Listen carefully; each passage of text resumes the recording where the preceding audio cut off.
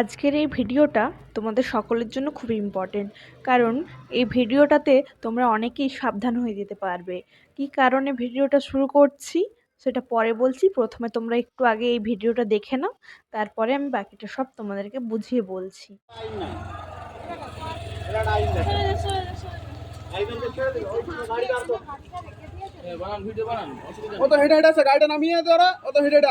আমি এদিক থেকে ছাড়বো না দাদা, আমি আপনাকে কিন্তু একটা গাড়ি তো এদিক দিয়ে গেল, বাচ্চাটা ছুটে চলে গেল।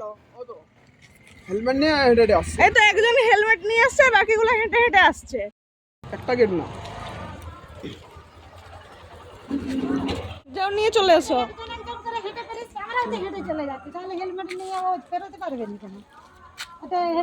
একটা গাড়িকে পেরোতে দিচ্ছে আর একটা গাড়িকে দিচ্ছে না। এইখানে যে ধুলো দিয়ে যেতে পারবে সেই ঠিক আছে, নিয়ে চলে এসো।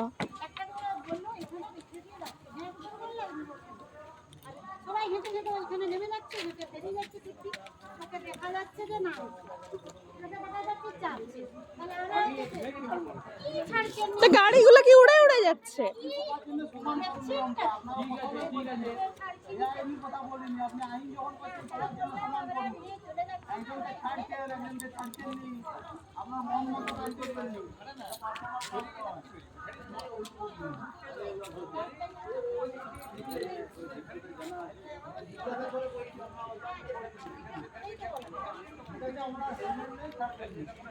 শুধু গাড়িটা পার্কিং করতে দিচ্ছে না, যেতে তো দিচ্ছে না, ঠিক আছে, গাড়িটাই চোখের সামনেটা থাকবে।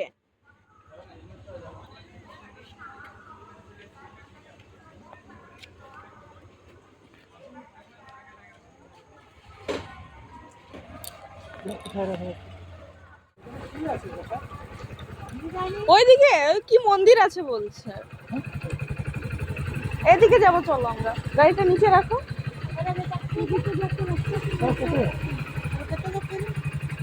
ওরা ওই দিক থেকে।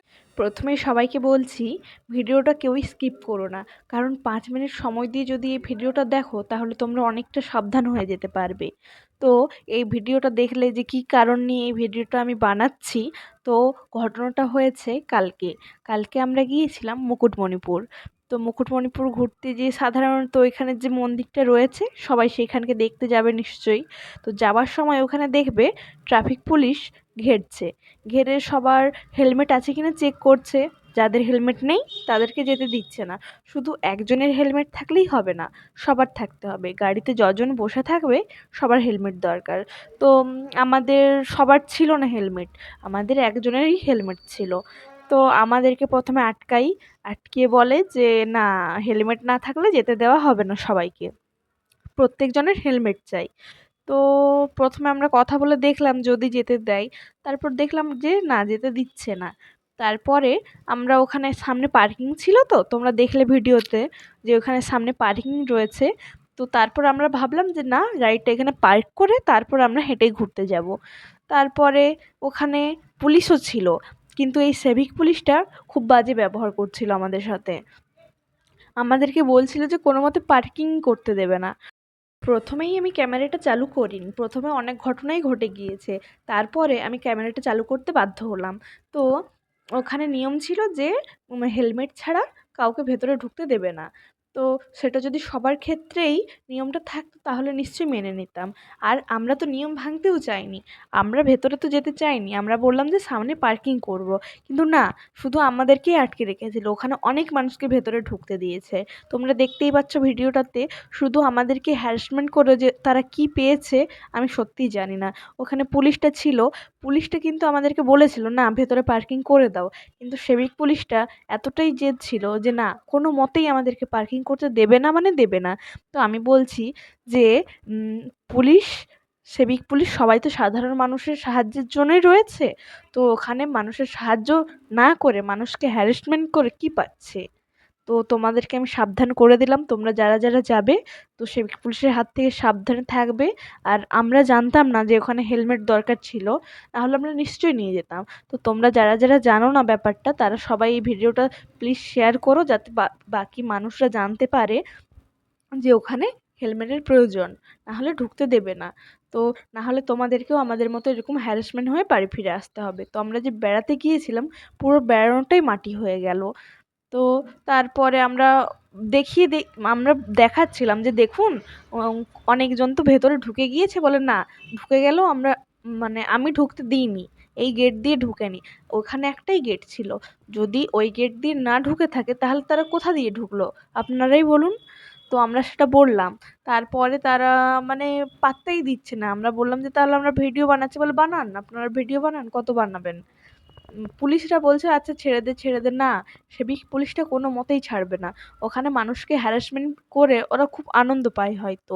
তো সাধারণ মানুষকে এরকম হ্যারাসমেন্ট না করে নিজেদের কাজটা মন দিয়ে করুন। তো যদি সেরকমই নিয়ম থাকে যে হেলমেট ছাড়া ঢুকতে দেওয়া যাবে না, তাহলে সেটা সবার ক্ষেত্রেই করুন। কেন বাকিদেরকে তাহলে কেন ঢুকতে দেয়া হচ্ছিল? আর আমরা তো নিয়ম ভেঙে ঢুকতে চাইনি। আমরা বলেছিলাম যে সামনে পার্কিং করব, কিন্তু ওটা কি আমাদের অপরাধ ছিল? আমাদেরকে যে পার্কিংটা করতে দেয়া হলো না, আমাদেরকে ওখান থেকে ফিরে যেতে হলো, ওটা কি ওটা কার ভুল ছিল আপনারাই বলুন। ওখানে নিয়ম ছিল একটা হেলমেটে মাত্র একজনই ভেতরে যেতে পারবে, আর সাধারণ মানুষরা হেঁটে যাবে। সেটা মেনে নিয়েছিলাম আমরা। আরে বাবা, যার হেলমেট রয়েছে তাকে একজনকে তো ঢুকতে দেওয়া হোক। আর দেখলে সামনে গাড়িতে পার্কিং করার জায়গা রয়েছে, সামনে অনেক মানুষ গাড়ি পার্কিং করেছে, তাহলে ওখানে পার্কিং কেন করা হয়েছে? যদি ওখানে পার্কিং করতে নাই দেওয়া হবে, ওখানে গাড়ি রাখা রয়েছে কেন? আর একটা হেলমেটে একজন যদি ঢুকতে পারে, তাহলে উনি কেন ঢুকতে পারলেন না? তার কাছে তো হেলমেট ছিল। তাহলে কেন ঢুকতে দেয়া হলো না? কি কারণে ঢুকতে দিল না? এটা আমি আজও বুঝতে পারলাম না।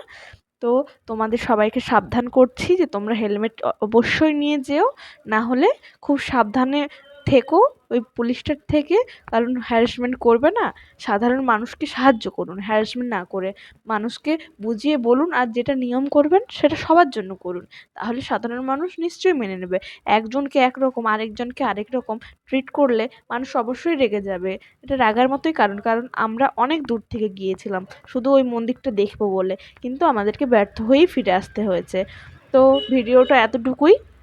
ভালো লাগলে সাবস্ক্রাইব করে দিও, লাইক কমেন্ট করো, আর হ্যাঁ, ভিডিওটা একটু শেয়ার করে দিও যাতে বাকি মানুষ দেখতে পায়, যাতে বাকি মানুষের সাহায্য হয়।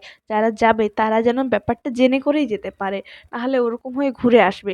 কারণ ডিসেম্বর মাসে মুকুটমণিপুর ঘুরতে অনেক মানুষ যায়। তাই এই ভিডিওটা আমি আগে থেকে আপলোড দিয়ে দিলাম। আমি কিছুদিন আগেই গিয়েছিলাম, তাই ব্যাপারটা জানতে পারলাম। নেক্সট টাইম গেলে হয়তো ভুলটা হবে না, বা হয়তো সাবধানে থাকতে পারবো পুলিশটার থেকে, এরকম হ্যারাসমেন্ট হতে হবে না। তো চলো টাটা বাই, সবাই ভালো থেকো।